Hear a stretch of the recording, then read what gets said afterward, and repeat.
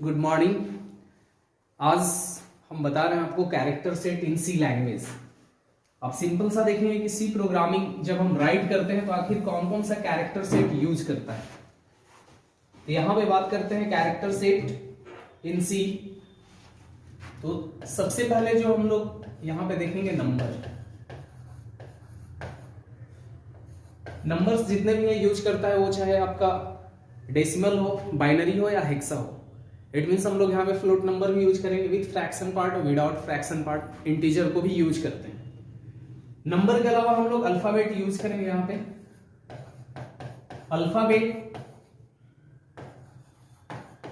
Alphabets upper case and lower case both use होता है। It means आप ए to Z दोनों यूज कर सकते हैं। नंबर्स और अल्फाबेट के बाद अगर कोई आता है कैरेक्टर तो हम स्पेशल सिंबल यूज करते हैं। स्पेशल सिंबल में बहुत सारे सिंबल आ जाते हैं, जैसे आप लेस देन, ग्रेटर देन हो गया, ब्रैकेट होता है, जैसे ब्रैकेट हो गया, करली ब्रेस हो गया, पैरेंथेसिस का सिंबल हो गया, सेमीकोलन, कोलन हो गया। इसका ऑलरेडी मैं बनाकर नोट्स डाल दूंगा कि आखिर कौन कौन सा स्पेशल सिंबल यूज करते हैं सी में, क्योंकि पूरे स्पेशल सिंबल अगर यहाँ पे लिखते हैं तो फिर ये वीडियो काफी लंबा हो जाएगा। और स्पेशल सिंबल के बाद यहां पे हम यूज करते हैं व्हाइट स्पेस। व्हाइट स्पेस में एस्केप सीक्वेंस कैरेक्टर भी आता है। व्हाइट स्पेस में एस्केप सीक्वेंस कैरेक्टर होता है जिसमें ऑलरेडी, जैसे व्हाइट स्पेस में आप यूज करते हैं न्यू लाइन। तो अब न्यू लाइन के लिए हम लोग क्या करते हैं, वहां पे स्लैशिंग यूज करते हैं।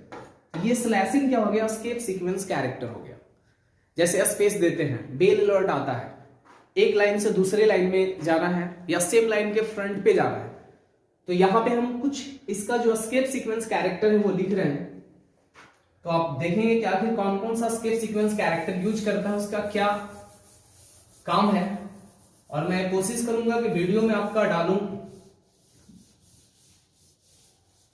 इसका आप नोट डाउनलोड कर सकते हैं। बहुत जल्द वेबसाइट दे रहे हैं उससे कि आखिर एस्केप सीक्वेंस, हर एस्केप सीक्वेंस का एस्की वैल्यू क्या होता है, क्योंकि एस्की वैल्यू बहुत काम आता है जब आप गेम बनाते हो, गेम का प्रोग्रामिंग करते हो।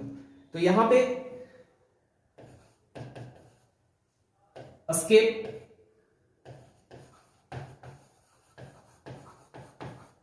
सीक्वेंस कैरेक्टर कौन कौन सा है देखेंगे। सबसे पहले अगर बात किया जाए तो यहां पे जैसे स्लैश बी है, तो स्लैश बी का यूज होता है बैक स्पेस के लिए।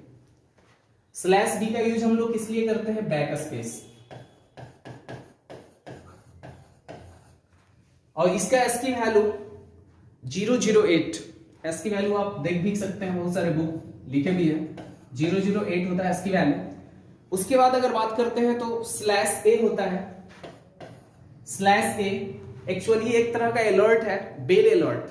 स्लैश ए करने के बाद बीप का आवाज आता है सिस्टम से। आप प्रिंटिफ के साथ, आउटपुट फंक्शन के साथ जितना स्लैश ए लगाते हैं उसके अनुसार क्या होता है, आवाज आता है। ये भी बहुत ज्यादा यूज है, गेम वगैरह जब आप बनाते हैं तो वहां पे यूज होगा। और स्लैश ये किस साउंड प्रोड्यूस करता है। अगर इसके एस्की वैल्यू की बात करते हैं तो 007, एस्की वैल्यू क्या है इसका, 007 है। उसके बाद स्लैश आर, ये भी है जिसे हम लोग कहते हैं carries return. Carries return move the cursor beginning of the current line. क्या करता है कि जैसे आप प्रोग्राम राइट कर रहे हैं, कर्सर करंट लाइन में है तो ऑलरेडी उसके बिगिनिंग में आ जाता है। स्लैश आप देख रहे हैं कैरीज रिटर्न, ये क्लियर है कि क्यों यूज होता है कैरीज रिटर्न। हम लोग क्या करते हैं कि beginning of the current line में कर्सर को मूव करता है तो कैरीज रिटर्न यूज करते हैं। इसका एस्की वैल्यू जो है 013 है। उसके बाद अगर बात किया जाए तो स्लैश एन बहुत ही पॉपुलर एस्केप सीक्वेंस कैरेक्टर है। इट मींस क्या होता है, न्यू लाइन। न्यू लाइन में हम लोग कर्सर को मूव करते हैं। अगर बात किया जाए कि इसका न्यू लाइन का एस्की वैल्यू क्या होता है तो 010, और इसका प्रोग्रामिंग में आप देखेंगे बहुत यूज मिलेगा। उसके बाद अगर बात करते हैं स्लैश एफ का, ये होता है फ्रॉम फिट। फ्रॉम फिट को समझिएगा। फ्रॉम हिट का इसकी वैल्यू 012 है, बट ये क्या करता है कि कर्सर को नेक्स्ट लॉजिकल पेज के फर्स्ट लाइन पे, फर्स्ट पॉइंट पे कर्सर को मूव करता है, नेक्स्ट लॉजिकल पेज। स्लैश भी हो गया वर्टिकल टैब, स्लैश भी आप समझ ही रहे हैं वर्टिकल टैब, मतलब वर्टिकल अगर हमें टैब स्पेस देना है, कीबोर्ड पे भी टैब बटन होता है, बाय डिफॉल्ट टैब का जो सेटिंग होता है 6 स्पेसेज होता है, वर्ड एक्सेल में भी पढ़े होंगे। स्लैश भी से हम लोग वर्टिकल टैब देते हैं और इसका वैल्यू 011 है वर्टिकल टैब का। और उसके बाद हॉरिजेंटल टैब के लिए हम लोग स्लैश टी यूज करते हैं, स्लैश टी का हो गया हॉरिजेंटल। हॉरिजेंटल अगर स्पेस हमें एक टैब देना है, स्लैश टी यूज करेंगे, इसका इसकी वैल्यू 009 है, 00 इसकी वैल्यू 9। अब इसके बाद है डबल स्लैश का अगर आप सिंबल देते हैं, आप जैसे ही ऊपर से इरेज कर रहा हूं, जैसे ही आप डबल स्लैश का सिंबल देंगे, सपोज जैसे डबल स्लैश आप यूज करते हैं ऐसे, तब जाकर आपका एक कैरेक्टर बैक स्लैश देगा।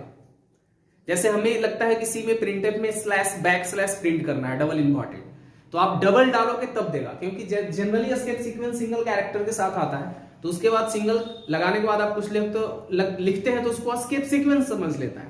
तो आपको क्या करना होगा, डबल स्लैश यूज करना होगा, जिससे क्या करेगा कि बैक स्लैश देगा। और इसका अगर एस की वैल्यू की बात किया जाए तो 092 है, 092 एस की वैल्यू। तो ये कैरेक्टर सेट यूज होता है अपने यहां सी प्रोग्रामिंग में, और इसके बाद भी यहां पे कैरेक्टर यूज होते हैं, जिसे हम कह सकते हैं कि वो वर्ड यूज होते हैं। अब बहुत सारे बुक ये भी लिखते हैं, उन्हें टोकन्स भी कहते हैं। अगर सी टोकन्स की बात किया है, सी टोकन्स का अगर हम बात करते हैं, तो कंप्यूटर में जो कुछ भी हम लिखते हैं वर्ड, या प्री डिफाइंड हो या यूजर डिफाइंड हो, वो सब क्या होते हैं, टोकन्स होते हैं। और उसी टोकन्स के अंदर आता है कीवर्ड, जो कि बहुत इंपॉर्टेंट है। आपका आइडेंटिफायर आता है, कीवर्ड्स आइडेंटिफायर,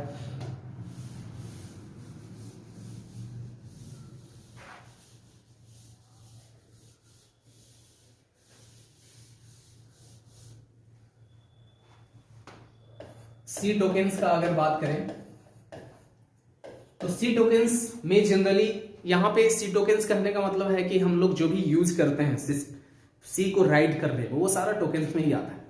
अब इसमें बहुत सारा ऐसा चीज मिलेगा जो हम लोग कैरेक्टर सेट में पढ़े हैं, लेकिन सी टोकन्स में अगर हम देखते हैं तो यूज होता है कीवर्ड, कीवर्ड्स यूज होता है। अब यहां पे कीवर्ड्स की अगर बात किया जाए तो वैसा वर्ड होता है जो प्री डिफाइन होता है, मतलब प्री डिफाइन जो वर्ड होगा वो कीवर्ड होगा। Predefined words are known as keyword. Predefined जो वर्ड होता है वो कीवर्ड होता है। और C89, जब मैं आपका हिस्ट्री बता रहा था तो बताया था कि C89, जहां से C जब डेवलप किया गया था 1989 में, तो C89 का हम लोग अभी रेफरेंस लेते हैं पढ़ने में, तो 32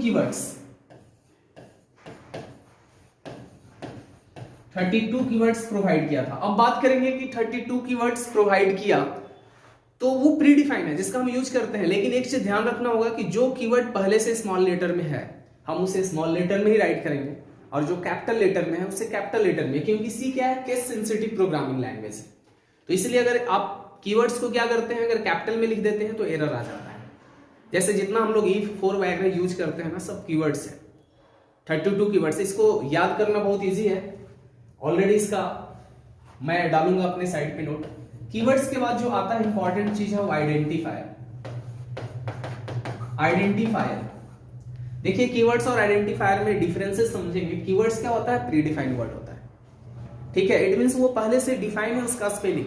और जो यूजर डिफाइंड वर्ड होता है वो आइडेंटिफायर होता है, मतलब जिसको यूजर डिफाइन करता है। जैसे हम प्रोग्राम राइट करते समय वेरिएबल का नेम लेते हैं, वेरिएबल का अगर नेम लिखते हो आइडेंटिफायर है। आप फंक्शन का नाम लिखते हैं, आइडेंटिफायर है। जैसे स्ट्रक्ट का नाम लिख रहे हैं, आइडेंटिफायर है, एरे, वेरिएबल, पॉइंटर, वेरिएबल, जो भी नाम डिफाइन कर रहे हैं वो सब क्या है, आइडेंटिफायर है। अब यहाँ पे आइडेंटिफायर का कुछ रूल है। आइडेंटिफायर के यहाँ पे क्या है, रूल है कुछ। जब हम लोग आइडेंटिफायर लिखते हैं तो कहता क्या है रूल्स में कि identifier must be started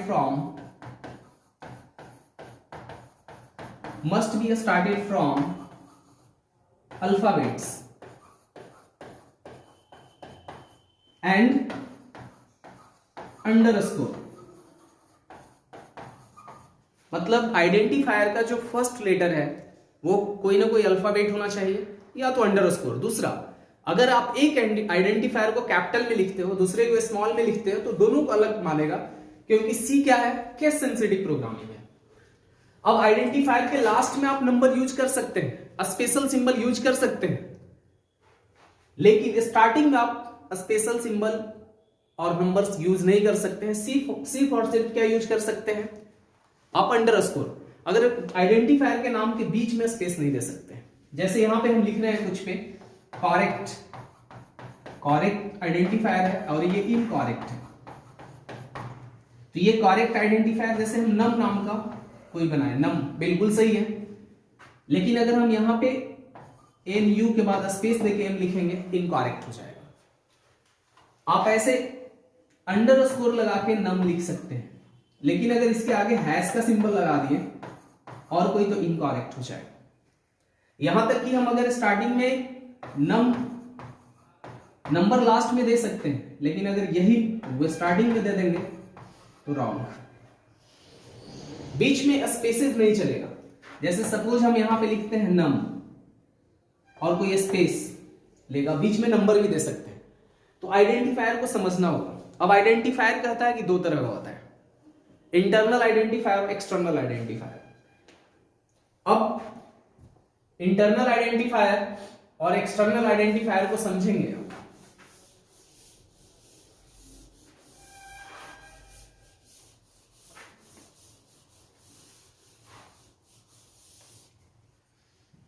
identifier क्या होता है, एक हो गया इंटरनल आइडेंटिफायर एंड सेकेंड क्या हो गया, एक्सटर्नल आइडेंटिफायर।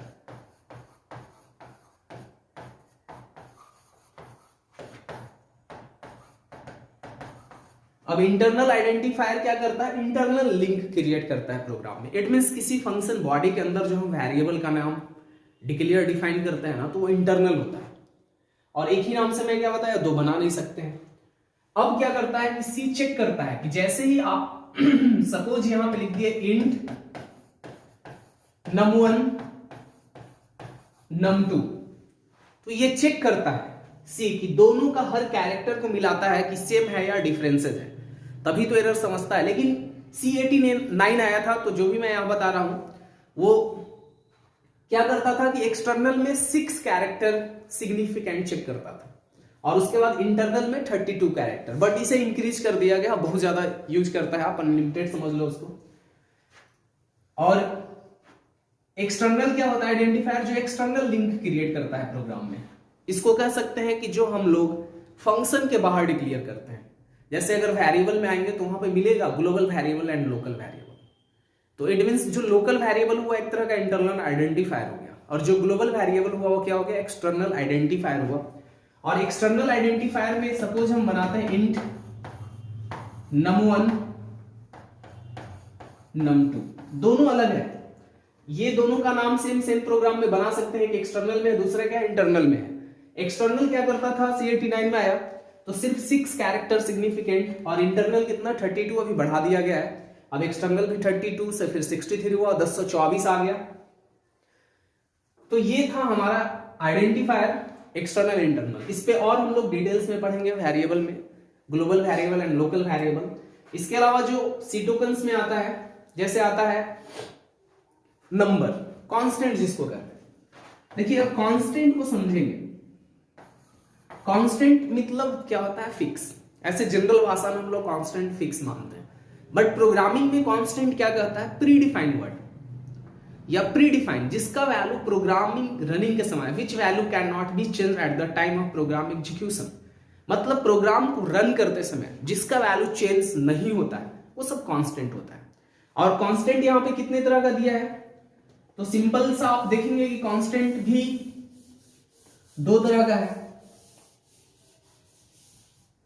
ऐसे बहुत सारे प्राइमरी और सेकेंडरी भी लिखते हैं कांस्टेंट। तो बेसिक हम प्राइमरी को ही समझते हैं, सेकेंडरी में सब एरे का आ जाता है, एरे हो गया, पॉइंटर हो गया, स्ट्रक्ट हो गया। कांस्टेंट में बेसिकली आप देखेंगे नंबर एंड कैरेक्टर। अब नंबर में क्या आता है, तो इंटीजर हो गया, और उसके बाद रियल, जिसको फ्लोट भी कर लो। अब ये इंटीजर में आपका बाइनरी, जो फंडामेंटल में नंबर सिस्टम पढ़े हैं, डेसिमल, यहां पे हो गया हेक्सा, ऑक्टल। अब कैरेक्टर में देखना क्या होता है, दो होता है, सिंगल कैरेक्टर और स्ट्रिंग, जिसको कहें स्ट्रिंग या फिर मल्टी कैरेक्टर। इट मीन सी में जो सिंगल कैरेक्टर होता है वो हमेशा सिंगल इंपॉर्टेंट में लिखा गया, जैसे ए लिख दिए तो ये सिंगल कैरेक्टर है, सिंगल इंपॉर्टेंट में लिखेंगे। और डबल इंपॉर्टेंट के अंदर जो लिख दिए वो मल्टी कैरेक्टर हो गया, जिसको स्ट्रिंग कहते हैं। आप समझेंगे अगर हम सिंगल इंपॉर्टेंट में गौर करेंगे, यहां पे अच्छा क्वेश्चन है, ए को लिखते हैं और डबल इंपॉर्टेंट में ए को लिख रहे हैं, दोनों में डिफरेंसेस क्या है, ये तो इजीली पता चल रहा है कि ये क्या है, कैरेक्टर है, सिंगल कैरेक्टर, ये स्ट्रिंग है। दूसरा क्या है, स्पेस में डिफरेंसेस आएगा, अगर ये 1 बाइट स्पेस लेगा और ये 2 बाइट स्पेस लेगा, 2 बाइट्स। क्यों? क्योंकि जैसे ही स्ट्रिंग बनता है तो उसके लास्ट में एक स्पेस रखता है सिस्टम, जिसमें नल स्टोर करता है। तो अब स्ट्रिंग आ गया तो ये कॉम्बिनेशन ऑफ कैरेक्टर हो गया, तो यहां पे ए और यहां पे नल, तो ये 2 बाइट्स ले लिया, नल स्टोर कर लिया, और ये नल नहीं स्टोर करता है। जब आपके स्ट्रिंग पे भी प्रोग्राम बनाएंगे, हम नाम वगैरह जो भी बनाते हैं तो चेक करते हैं, नल मिलेगा तो सिस्टम समझ जाता है कि इसके आगे अब इसमें कोई भी कैरेक्टर नहीं है। तो ये बहुत माइनर चीज है कि दोनों में डिफरेंसेस क्या है। तो ये हो गया। उसके बाद हम पढ़ते हैं स्पेशल सिंबल आता है टोकन्स में, स्ट्रिंग आता है, हो चुका। उसके बाद कांस्टेंट देख लिए, और फिर आता है इसमें ऑपरेटर। बट ऑपरेटर पढ़ाने से पहले बहुत चीज पढ़ाना बाकी है, जैसे हम पढ़ेंगे डेटा टाइप्स एंड वेरिएबल। तो बीच में कुछ दिन लेट हुआ हमें वीडियो बनाने में, क्योंकि ऑलरेडी हम व्यस्त थे, हमारी थोड़ी तबीयत खराब हो गई थी, तो मैं आपका वीडियो नहीं डाल सका, और 4 दिन के बाद मैं वीडियो डाल रहा हूं, और आप लोगों का अच्छा सपोर्ट मिल रहा है। ऐसे ही सपोर्ट करते रहिए, चैनल को सब्सक्राइब कीजिए, लाइक कीजिए, और मैसेज जरूर कीजिए, मैसेज करके क्वेश्चन पूछिए। और फिर मिलते हैं आपसे नेक्स्ट वीडियो में, कंटिन्यू। Thank you.